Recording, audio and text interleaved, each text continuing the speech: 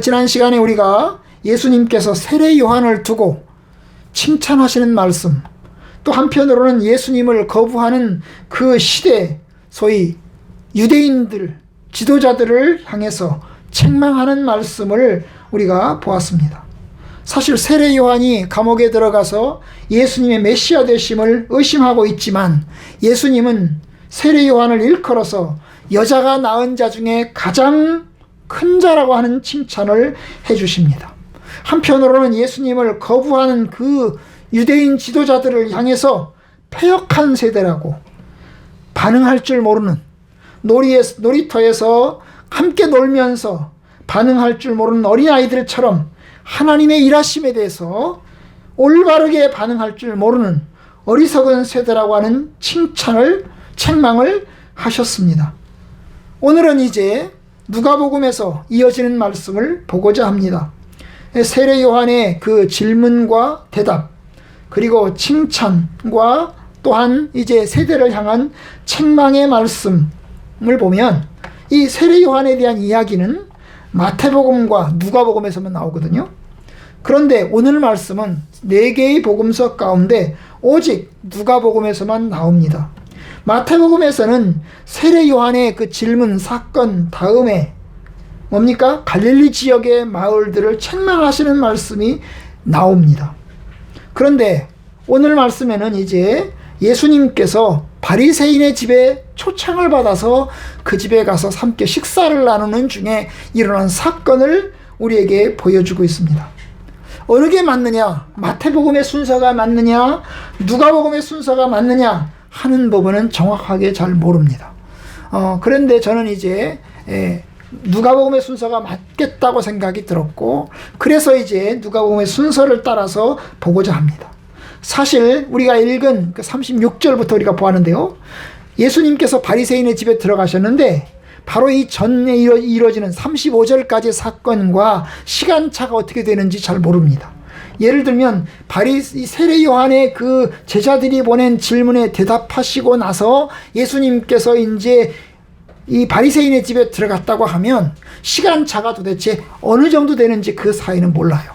예를 들면 그 바리새인 이제 세례 요한 사건이 나오고 나서 바로 그 집에 들어간 건지 아니면 며칠 있다 들어간 건지 그 시간 차이는 우리가 정확하게 알지 못합니다. 근데 사실 어려운 부분이 있습니다. 오늘 말씀 보면 조금 어려운 부분이 있어요. 그게 뭐냐 하면 좀 납득이 안 되는 거지요. 그 납득이 안 되는 것 가운데 하나가 뭐냐 하면 바리새인이 예수님을 초청을 했거든요. 자기 집으로 초청을 했어요. 그런데 이 바리새인이 예수님을 존경해서 아주 예수님을 믿음으로 초청한 게 아니고, 존경해서 초청한 것도 아니고, 믿어서 초청한 것도 아닌데 예수님이 가셨단 말입니다. 그 초청이 굉장히 의심스럽습니다. 왜냐하면 우리가 읽은 바로 앞부분 보면 누가복음 7장 29절 이하에 보면 예수님의 말씀에 대해서 30절, 바리새인과 율법교사들은 그의 세례를 받지 아니하므로 그들 자신을 위한 하나님의 뜻을 저버렸다고 그랬어요. 그래서 이 바리새인과 율법교사들은 예수 그리스도를 믿지 않고 예수 그리스도를 적대하고 그리고 하나님의 뜻을 받아들이지 않는 불순종하는 사람들이라고 하는 것을 보여주고 있습니다. 그런데 이러한 바리새인이 예수님을 적대적으로 생각하고 예수 그리스도를 믿지 않는 이 바리새인이 예수를 초청했다는 사실이 조금 납득이 되지 않습니다. 그러면 바리새인이 예수님을 존경해서 예수님을 믿어서 이 사람은 특별히 예수님을 존경하고 예수를 믿어서 초청했나? 니고데모는 바리새인이었지만 예수님을 찾아갔거든요. 그리고 예수님을 찾아와서 예수님과 대화를 나누고 그리고 예수님의 숨겨진 제자로서 활동하게 되는데, 이 니고데모는 바로 그런 사람이었나 하는 생각을 하실 수 있을 것입니다. 하지만 여러분, 이 말씀을 보면 이 바리새인은 예수님을 믿는 사람이 아닙니다. 예수님을 적대적으로 생각하는 사람이고 예수님을 아주 하찮게 생각하는 사람입니다. 그런데 그 사람이 예수님을 초청했다는 것입니다. 왜 초청했을까요? 이 바리새인이 예수님을 도대체 왜 초청했을까요? 아마도 자기는 별로 초청하고 싶지 않은데 자기는 예수를 받아들이고 싶지 않은데 자기 가족 중에 누가, 혹은 자기 부인이나 자기 식구나 혹은 자기 친척이나 혹은 자기 친구들 중에 누군가가 예수를 따르고 존경하는 사람이 있어서 초청하라고 압력을 넣어서 초청하지 않았나 싶습니다. 그것이 이제 우리가 뒷부분에 가면 나옵니다. 이 사람은 예수를 믿는 사람이 아니에요. 예수를 좋게 생각하는 사람도 아니에요. 예수를 아주 나쁘게 생각하고 하찮게 생각하고 예수를 무시하는 사람이에요. 그런데 예수를 초청했단 말입니다. 그뿐이 아닙니다. 오늘 말씀 보시면 또 하나의 사건이 바로 겹쳐지는데, 그게 뭐냐 하면 어떤 여자가 바리새인 집에 찾아와서 예수님에게 향유를 붓는 사건이 나옵니다. 예수님에게 향유를 붓는 이 사건은 사실 누가복음에서는 7장에 나오지만 마태복음에서는 26장에 나와요. 26장에. 뒷부분에 나와요. 그런데 여러분, 요한복음엔 12장에 나오고요. 그런데 여러분, 이게 이 향유를 붓는 사건이 이 누가복음엔 7장 여기에서만 나와요. 여기서 나와요. 그런데 이제 마태복음과 마태복음과 마가복음과 요한복음은 예수님의 십자가를 지는 마지막 주간에 향유를 붓는 사건이 나오거든요.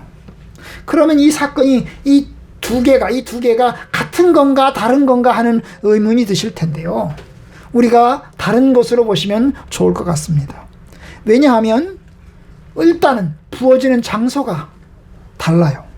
부어지는 향유를 붓는 여인이 이 붓는 장소가 다른 것을 볼 수가 있습니다.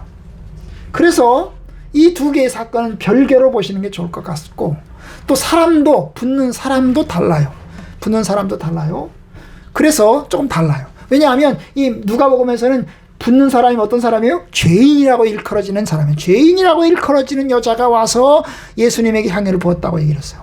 그런데 마태복음에 가면 문둥병자였던 여자가 중풍병자인가? 하여튼 병자였던 사람이 예수님에게 향유를 붓는 사건이 나와요. 그래서 이 두 개의 사건은 별개의 사건으로 보시는 게 좋을 것 같습니다. 그걸 염두에 두시면서 오늘 말씀을 진행을 해보도록 하겠습니다. 자, 오늘 36절, 한 바리새인이 예수께 자기와 함께 잡수시기를 청하니. 어떤 바리새인이 예수님에게 자기와 함께 먹자고 식사 초대를 한 것입니다. 식사 초대를 했어요. 아까 제가 말했지만 바리새인들은 예수님을 좋게 생각하지 않았어요. 바리새인들은 율법을 아주 철저하게 연구하는 사람들이고, 그리고 율법을 철저하게 지키려고 하는 사람들입니다. 철저하게 지키려고 하는 사람들은 율법을 안 지키는 사람을 싫어합니다. 여러분, 교통신호를 잘 지키는 사람은요, 교통신호 안 지키는 사람을 싫어합니다. 그죠? 예? 여러분, 이 법을 잘 지키는 사람은 법을 안 지키는 사람을 싫어합니다. 여러분, 담배를 안 피우는 사람은 담배 피우는 사람을 싫어합니다. 똑같은 거예요. 율법을 아주 철두철미하게 잘 지키는 이 바리새인은 예수님을 좋게 생각할까요? 예수를 별로 안 좋게 생각했어요. 왜 안 좋게 생각했죠? 일단 예수님이 같이 식사를 하고 같이 먹는 사람들이 뭐예요? 불결한 사람들이 많았다고 생각하는 것입니다. 그래서 이런 이야기를 했어요. 자, 34절 보시면, 우리가 읽은 부분에 바로 이 부분에 가시면 34절이 나오는데, 인자는 와서 먹고 마시매 너희 말이 보라 먹기를 탐하고 포도주를 즐기는 사람이요 세리와 죄인의 친구로다 라고 비난했습니다. 여러분, 예수님을 향해서 이게 뭐예요? 조금 예쁜 표현을 쓴 거예요. 예쁜 표현을 쓴 거지 이게 욕을 한 것입니다. 예수님을 향해서 대놓고 비난을 한 것입니다. 예수님은 식탐꾼이다. 그리고 예수님은 술만 처먹는 술주정뱅이다. 그리고 죄리나 세리나 죄인들이나 어울려 다니는 불량배 깡패다. 이런 내용입니다. 여러분, 예수를 향해서 아주 좋지 못한 감정을 가지고 있었어요. 그런데 이러한 좋지 못한 감정을 가지고 예수를 향해서 비난하는 이 바리새인이 예수를 초청한 것을 보면 우리가 질문해 봐야 됩니다. 도대체 왜 이 예수를 초청했을까? 그가 예수를 존경했단 말인가? 사실은 그렇지 않습니다. 왜냐하면 예수님을 존경해서 예수님을 초청했다면, 예수님과 정말 먹고 싶어서 예수님을 초대하고 대접해드리고 싶어서 예수님을 초청했다면 여러분 그런 초청에 걸맞는 행동을 해야 합니다. 여러분 원래 집주인이 사람을 부르면 그 당시에 사람을 부르면 초청을 하면 기본적으로 해야 되는 게 있습니다. 뭡니까? 우선 악수를 하고 껴안고 키스를 해야 됩니다. 여러분 우리도 그러잖아요. 반가우면 사람을 만나서 반가우면 악수를 하잖아요. 그죠? 반갑다고. 심지어 껴안기도 하잖아요. 그죠? 오랜만에 만나면. 그런데 이 주인은 여러분 예수님을 초청했으면 뭘 해야 됩니까? 껴안고 키스하고 이래야 됩니다. 껴안아줘야 돼요. 그런데 이 바리새인은 그런 걸 하지 않았어요. 거기다가 여러분 손님을 초대했으면 어떻게 합니까? 그 당시 그 이스라엘 사회는 아주 이제 뭡니까? 밖에 돌아다니면서 먼지가 많기 때문에 먼지가 많아요. 포장도 안 돼 있고 그러잖아요. 우리는 서울이 포장됐으니까 그나마 낫죠. 여러분 비포장된 길을 거기다가 신발도 제대로 안 신고 돌아다니는 그 옛날 사회에서 사람을 초대했으면 어떻게 합니까? 발 씻은 물 갖다 드려서 발 깨끗하게 씻게 하고 손발 깨끗하게 씻게 하고 그리고 어떻게 합니까? 여러분 냄새는 아주 좋은 기름도 하나 발라드리고 이래가지고 좋은 냄새를 좀 피워드려야 됩니다. 그런데 이 사람은 전혀 그런 걸 하지 않았어요. 심지어 예수님을 초대해놓고도 발 씻은 물도 안 갖다 줬단 말이죠. 발 씻은 물도 안 갖다 줬어요. 그러면 여러분 이 사람이 예수님을 존경한 것입니까? 전혀 존경한 게 아닙니다. 뭐 껴안고 악수하고 이것도 하지 않고 거기다가 발 씻은 물도 안 갖다 주고 기름도 하나도 안 발라주고 이런 게 이게 아주 예수님을 향해서 좋게 생각한 게 아니죠. 그러니까 여러분 예수님을 초청하기는 했지만 예수님을 대놓고 무시하는 행동을 하고 있는 것입니다. 아마 실수일까요? 일부러입니다. 왜냐하면 실수할 일이 없기 때문입니다. 실수하지 않습니다. 원래 사람을 초청할 때는 실수하지 않습니다. 그는 일부러 그렇게 한 것입니다. 왜냐? 예수를 존경한 것이 아니기 때문입니다. 아마도 예수가 어떻게 행동할지를 보기 위해서 생각한 것일 수도 있고 또 어쩌면 주변 사람들이 자꾸 들들 볶으니까 그의 가족들이나 그 누가 빨리 예수님을 초대하라고 계속 옆에서 압력을 가하니까 어쩔 수 없이 예수를 불러들인 것 같습니다. 불러오기는 불러오지만 예수님을 하찮게 생각하고 대놓고 무시하고 있는 그런 상황인 것입니다. 한마디로 말하면 내키지 않은, 하고 싶지 않은 초대를 한 것입니다. 바리새인은 예수님을 향해서 낮은 수준의 어떤 도덕성을 가지고 있다고 생각하고 그리고 거룩하지 못하다고 생각을 하고 있습니다. 왜냐? 예수님은 어울려 다니는 사람들이 주로 세리와 죄인들과 같이 어울려 다닌다고 생각하기 때문입니다. 바로 이런 상황입니다. 그렇기 때문에 이런 상황 속에서 예수님은 그 모습을 알면서 그 자리에 초청받아서 알고 앉아 있습니다. 아무 말씀도 하지 않고 그냥 앉아 계십니다. 여러분, 예수님이 이 바리새인의 초청을 하셨을 때에 안 간다, 나는 못 가겠다, 나를 대놓고 무시하는 너희들의 집에는 내가 안 간다, 그렇게 하지 않으셨습니다. 여러분, 비록 존경 못 받았지만 그래도 초청하니 가봐야지, 할 수만 있으면 이 가정에도 하나님의 은혜와 축복이 정말 함께하길 바라고 참으로 예수 그리스도를 믿는 믿음이 있기를 바라는 마음으로 예수님께서 그 집에 가셨습니다. 그렇습니다. 비록 그 초대가 바람직하지 않고 그리고 존경받지 못한 초대이지만 예수님께서는 비난하지 않으시고 그 식탁에 참여하셨습니다. 그리고 이제 함께 식사를 하게 되었습니다. 그런데 예상치 못한 사건이 터졌습니다. 아는 대로 37절에 보니까 그 동네에 죄를 지은 한 여자가 있어. 그 여자가 예수께서 바리새인의 집에 앉아 계심을 알고 향유 담은 옥합을 가지고 예수님에게 온 것입니다. 여러분, 죄를 지은 여자, 어떤 여자일까요? 정확하게 잘 모르지만 그 당시 여자가 죄를 지었다고 말할 때는 우리처럼 뭐 도둑질하고 뭐 사기치고 이런 걸 이야기하는 게 아닙니다. 여자가 죄를 지었다고 말할 때는 이혼을 했든지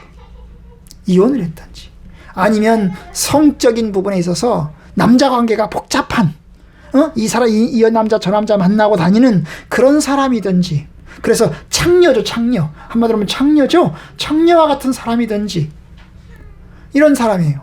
그야말로 이제 도덕적으로 윤리적으로 깨끗하지 못한 그런 사람. 그 동네 사람들이 다 알고 있는, 그 동네 사람들이라면 이 여자가 더러운 여자라고 하는 것, 깨끗하지 못한 여자라는 걸 다 알고 있는 그런 사람, 그런 여자. 그런데 그 여자가 바로 바리새인 집에 찾아온 것입니다. 죄인으로 알려진 여자가 바리새인의 집에, 경건하고 율법적인 바리새인의 집에 들어왔다는 것 자체 참으로 놀랍습니다. 그런데 그 여자가 와서 뭘 합니까? 눈물로 그의 발을 적십니다. 38절, 예수의 뒤로 그 발 곁에 서서 울면서, 눈물을 뚝뚝뚝 흘리면서, 눈물을 뚝뚝뚝 흘리면서 어떻게 해요? 그 눈물로 그 발을 적시고, 얼마나 눈물을 많이 흘렸던지 그 눈물이 흘러가지고 예수님의 발을 적실 정도입니다. 자기 머리털로 긴 머리털을 가지고 머리털을 풀어서 그 머리털로 예수님의 발을 닦았습니다. 수건으로 닦으면 되지요. 왜 머리털로 닦습니까? 자기 머리털을 가지고 닦습니다. 그리고 어떻게 합니까?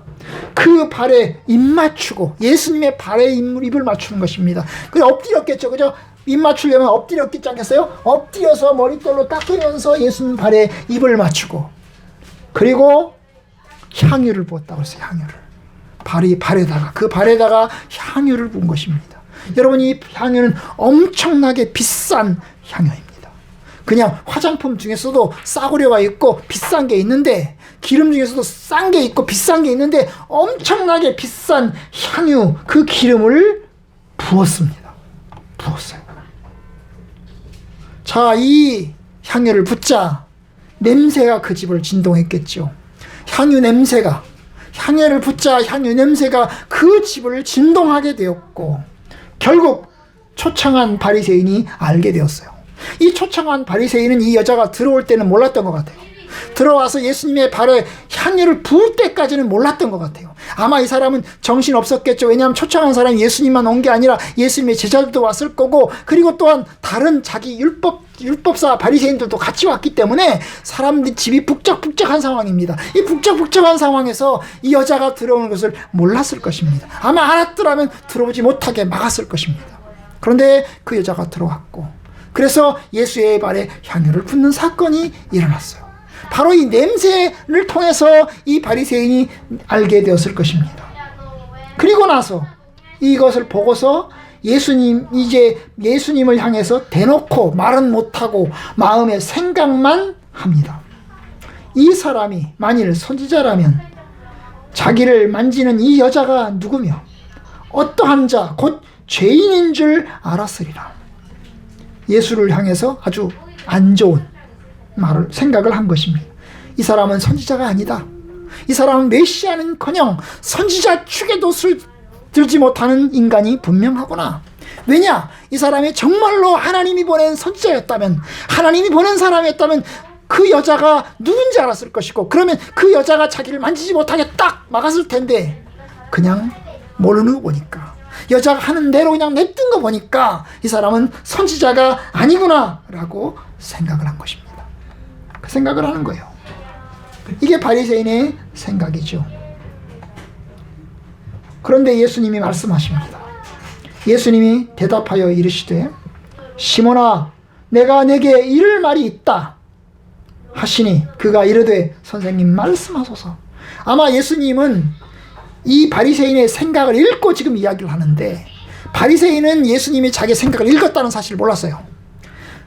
예수님께서 이야기합니다. 시몬아, 내가 내게 이를 말이 있다. 그러니까 말씀하십시오. 하고 싶은 말씀 있으면 하세요. 그랬어요.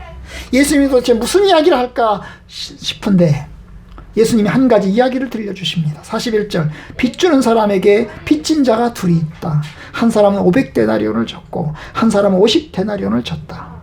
그런데 둘 다 빚을 못 갚아서 결국 주인이 둘 다 탕감해줬다. 그러면 누가 더 많이 고맙게 생각하고 누가 더 많이 사랑하겠냐? 당연히 많이 탕감받은 사람, 많이 빚진 사람이겠지요. 바로 그 얘기를 하는 것입니다. 그러자 43절 후반부에 보면 이르시되, 네 판단이 옳다, 네 생각이 옳다, 네가 잘 생각했다, 네가 잘 말했다 라고 칭찬을 한편으로 하십니다. 이 칭찬을 들을 때까지만 해도 이 바리새인은 기분이 아주 좋았을 것입니다. 그죠? 아, 내가 올바른 이야기했구나, 내가 정확하게 정답을 이야기했네. 그런데 예수님이 하시는 말씀 44절, 그 여자를 돌아오시며 시몬에게 이르시되 이 여자를 보느냐? 내가 네 집에 들어올 때 너는 내게 발 씻을 물도 주지 아니하였으되 이 여자는 눈물로 내 발을 적시고 그 머리털로 닦았고 45절, 너는 내게 입맞추지 아니하였으되 그는 내가 들어올 때부터 내 발에 입맞추기를 그치지 아니하였으며, 계속 키스를 하고 있다는 얘기죠. 너는 내 머리에 감람유 싸구려 기름도 붓지 아니하였으되 그는 아주 비싼 아주 귀한 향유를 내 발에 부었다. 그러면서 이제 예수님께서 비교를 하면서 그 여자와 바리새인, 초청한 바리새인을 비교를 하면서 지금 그 초청한 사람에게 이야기를 합니다. 이게 칭찬의 말입니까? 아니죠. 칭찬의 말이 아니죠. 그죠? 책망의 말입니다. 야, 너는 나를 초청해 놓고서도 나에게 형편없는 대접을 했다. 그런데 이 여자를 봐라. 이 여자는 나에게 얼마나 귀한 대접을 했느냐. 이 여자와 비교해서 너는 정말로 마땅히 해야 될 것도 안 했다. 예수님이 그 얘기를 하시는 것입니다. 그러면서 하는 말 47절, 이러므로 내가 내게 말하노니 그의 많은 죄가 사하여졌도다. 이는 그의 사랑함이 많음이라. 사함을 받은 일이 적은 자는 적게 사랑하느니라 라고 주님이 말씀하십니다.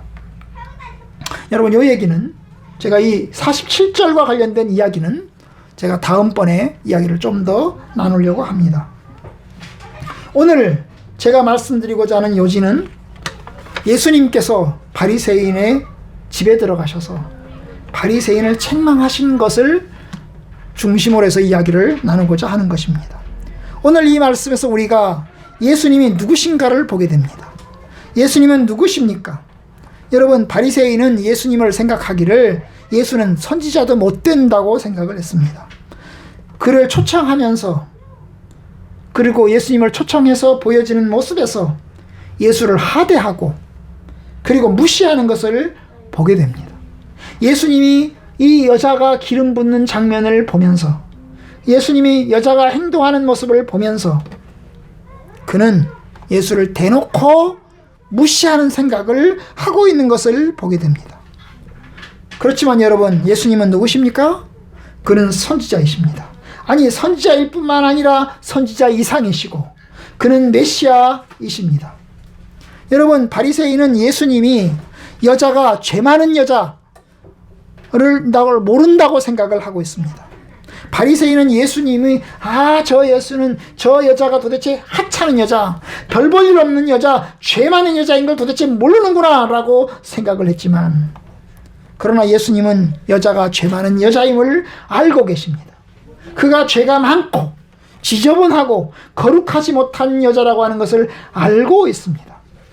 왜요? 47절에 보면 그의 많은 죄가 사하여졌도다. 그의 많은 죄라고 그러잖아요. 많은 죄.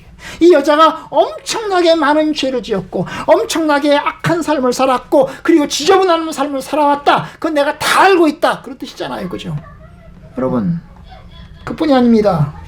여러분, 예수님은 그 여자가 어떤 여자인지 알고 있을 뿐만 아니라 예수님은 바리새인의 생각까지 읽고 있습니다. 여러분, 바리새인은 말로 표현하지 않았습니다. 야, 당신은 선지자보다 못했군요. 당신은 메시아도 아니고 선지자도 안 되는 하찮은 사람입니다 라고 말하지 않았습니다. 그는 생각만 했습니다.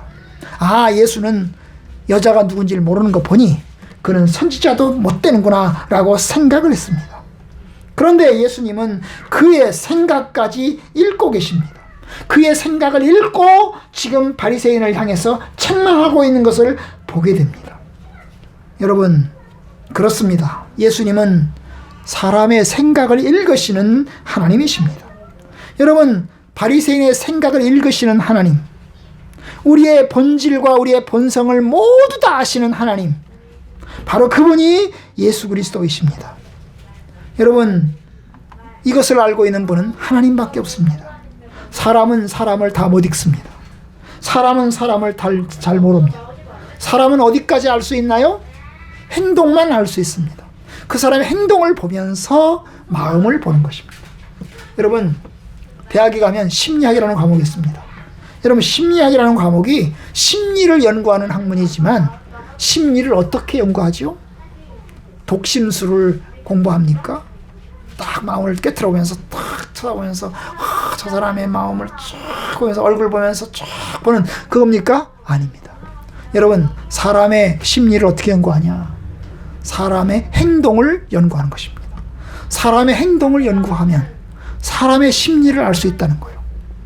그래서 행동을 보면서 사람의 마음을 연구하는 학문이 심리학입니다. 마찬가지예요, 여러분. 우리 사람은 행동만 알 수 있어요. 그 사람의 행동을 보면서 그 사람의 심리를 아는 것입니다. 그 사람의 표정이 안 좋은 일그러진 표정을 보면 그 사람 마음이 좋지 못하구나. 그 사람이 울고 있으면 그 사람이 슬프구나. 그 사람이 화를 내고 있으면 그 사람이 지금 화가 나 있구나 하는 걸 아는 것입니다. 그렇죠? 그런데 여러분, 사람이 행동을 모두 다 알 수는 없어요. 사람이 가식적인 행동도 할 수 있거든요. 사람이 이중적인 행동도 할 수 있잖아요. 겉으로는 화가 부글부글 끓고 있지만 아주 씩 웃고 있어요. 그럼 잘 몰라요. 우리는 잘 몰라요. 그런데 여러분, 하나님은 아십니다. 사람의 이중성도 하나님이 아십니다. 사람의 겉과 속이 다른 것도 하나님이 아십니다. 하나님은 속마음을 모두 다 들여다보시는 하나님이십니다. 사람을 속일 수는 있어도 하나님을 속일 수는 없습니다. 다른 사람은 속일 수 있습니다. 그러나 자기 자신은 속일 수 없습니다. 그것이 우리가 하는 말입니다. 다른 사람은 속여도 자신은 못 속인다, 그런 말이 있어요. 그런데 여러분, 다른 사람은 속여도 하나님을 속일 수는 없습니다. 자기 자신을 속일 수도 있습니다. 그러나 하나님을 속일 수는 없습니다. 아나니아 삽비라가 소유를 다 팔아서 사도들의 발 앞에 가져오면서 모두 다 가져왔습니다 라고 거짓말했어요. 그런데 여러분, 사람은 모를 줄 알았습니다. 그런데 베드로가 이야기를 했어요. 네가 속이는 것이 사람을 속인 것이 아니고 하나님을 속인 것이다 라고 이야기를 했습니다. 여러분, 맞아요. 하나님을 속일 수 없습니다. 하나님은 우리의 속과 우리의 중심을 모두 다 보시는 하나님이십니다. 성령을 속이고 하나님을 속이고 그렇게 할 수 없어요. 사람에겐 거짓말할 수 있어요. 그러나 하나님에게는 거짓말할 수 없습니다. 하나님은 모든 것을 아시는 분이십니다. 여러분, 예수 그리스도가 누구십니까? 그는 하나님이십니다. 오늘 말씀해 본 것처럼 그는 여자가 죄 많은 여자인 걸 알고 있으며, 그리고 바리새인의 그 악한 생각까지 모두 다 알고 계시는 하나님이십니다. 몰라서 간 게 아니에요. 알면서 간 겁니다. 그의 초청이 합당하지 못하고 그의 초청이 존경받는 초청이 아닌 것을 알면서도 주님께서 그 집에 찾아가신 것입니다. 찾아가셨어요. 그는 하나님이십니다. 그는 우리 주 예수 그리스도이십니다. 여러분, 우리가 오늘 말씀을 통해서 예수님이 누구신가 볼 때 그는 하나님이십니다. 그는 예수 그리스도이시고 그는 생명의 주인이십니다. 어떤 사람도 하나 없습니다. 이러한 주님 앞에 우리가 해야 될 게 뭐예요? 회개해야 되는 거죠. 여러분, 바리새인은 예수의 말씀을 듣고 어떻게 반응하는지 보십시오. 오늘 말씀에 그 반응이 나와 있질 않아요.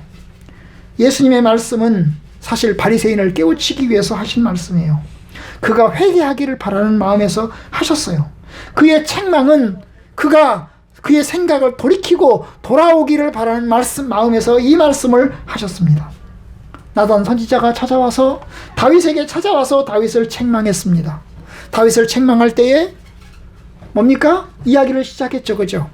이야기를 시작을 했어요. 양 100마리를 가진 사람이 양 1마리를 가진 사람을 찾아가서 그 1마리를 뺏어다가 손님 접대를 했다. 바로 그럴 때 다윗이 굉장히 분노합니다. 도대체 어떤 놈이 그런 짓을 했느냐. 내가 그만두지 않겠다. 그럴 때 나단이 이야기를 했어요. 바로 당신이 그랬습니다. 바로 당신이 그랬습니다. 그럴 때 이 나단의 책망을 들을 때에 다윗은 어떻게 했어요? 무릎을 꿇었습니다. 하나님, 내가 잘못했습니다. 내가 죄인입니다. 내가 밧세바를 건드리고 빼앗고 그리고 우리아를 죽였습니다. 내가 나쁜 놈입니다. 내가 잘못했습니다. 하나님께 회개하였습니다. 바로 바리새인에게도 그와 같은 마음을 기대하셨을 것입니다. 내가 너를 책망한다. 너는 나에게 발 씻은 물도 안 줬고 값싼 감람일도 내게 붙지 않았고 그리고 내게 악수의 키스도 하지 않았다. 그런데 저 여자를 봐라. 저 여자는 얼마나 잘했냐. 여러분, 그 말을 들으면 쥐구멍으로 들어가야 돼요. 그죠? 예수의 말씀을 들으면 창피해가지고 예수의 말씀을 들으면 그 말씀을 듣고서 내가 참 부끄러움을 느껴야 됩니다. 내가 잘못했습니다. 내가 잘못 생각했습니다. 내가 예수님을 정말로 존경하지 못했습니다. 라고 솔직하게 이야기를 하는 것이 바람직합니다. 그런데 오늘 말씀 보면 바리새인이 예수님의 책망을 들을 때 어떤 반응을 일으켰는지가 나오지 않아요. 아마도 예수의 말씀을 들을 때 그는 얼굴이 화끈거렸을 것입니다. 그런데 그의 반응이 나와 있질 않아요. 어떤 반응을 보였을까요? 예수의 말씀을 들으면서 내가 잘못 생각했구나. 내가 잘못했습니다. 라고 생각했을까? 아니면 예수를 향해서 더 적대감을 가졌을까? 그것은 퀘스천 마크로 남겨둡니다. 여러분, 이 비슷한 사건이 바로 요한복음 3장의 니고데모 사건입니다. 요한복음 3장에 보면 니고데모가 밤중 예수님을 찾아왔어요. 그리고 예수님에게 이야기를 시작을 합니다. 그리고 나중에 예수님으로부터 책망을 듣습니다. 책망을 들어요. 그런데 예수님이 니고데모를 책망했을 때에 니고데모가 어떤 반응을 보였느냐 나와 있지 않아요. 니고데모가 좋은 감정을 가지고 돌아왔는지 아니면 나쁜 감정을 가지고 돌아가는지 나와 있질 않아요. 그런데 마지막에 예수님이 십자가에 못 박혀 죽으시고 나서 장례식을 치를 때 니고데모가 등장을 합니다. 장례식을 치를 때에 이 니고데모가 뭐예요? 등장을 해요. 예수님의 장례식장에 등장을 합니다. 다른 사람들은 다 도망갔는데 오로지 이 니고데모가 등장을 해서 예수님의 장례식을 치릅니다. 그런 걸 보면 니고데모는 반성한 거죠. 그죠? 내가 바리새인이지만 내가 참 어리석고 내가 무지하구나 하는 것을 깨달으면서 예수 그리스도의 숨겨진 제자로서 활동합니다. 그런데 이 바리새인은, 이 오늘 나와 있는 이 바리새인 시몬은 그 결과가 뒷부분에 어디서 나와 있질 않아요. 어떻게 나와 있지 않아요. 그래서 퀘스천 마크로 남겨두는 것입니다. 만약에 그가 예수의 책망을 듣고 회개하였다면, 그리고 참으로 예수 그리스도가 모든 것을 아시는 하나님이시구나, 심지어 내 생각도 읽으시는 분이시구나 라고 생각했다면, 그렇게 해서 반성하였다면 그에게는 이 책망이 은혜와 축복의 시간이고 구원으로 인도하는 길이 되었을 것입니다. 그런데 만약에 이 책망을 듣고서도 그가 이 책망에 완악함을 보이고 예수를 적대적으로 생각한다면, 여전히 그 적대적인 감정을 계속해서 유지하고 있다면, 여러분, 이 바리새인은 정말로 악하고 악한 사람이 됐을 것입니다. 여러분, 저와 여러분들에게는 두 길이 있습니다. 책망을 들을 때에 두 길이 있어요. 어떤 사람의 책망을 들을 때에 두 길이 있어요. 내가 받아들일까, 받아들이지 않을까. 여러분, 엄마 아빠가 아이를 책망을 합니다. 잘못했을 때 훈계를 하죠. 훈계를 할 때 그 훈계를 기쁘게 받아들이면 유익한 결과를 만들 것입니다. 그러나 그 책망을 들을 때 그것에 대해서 거슬르고 화를 내고 그리고 그걸 거절한다면, 여러분, 자기만 손해예요. 자기만 손해. 엎드리든지 거역하든지. 그런데 받아들이면 유익이 되고 축복이 될 것입니다. 설교도 마찬가지인 것 같아요. 목사님이 설교를 하면 어떤 사람은 그런 얘기해요. 목사님이 나를 때리네, 설교로 나를 치네, 뭐 이런 이야기를 하시는 분들이 있어요. 우리 교회 성도들 없어요.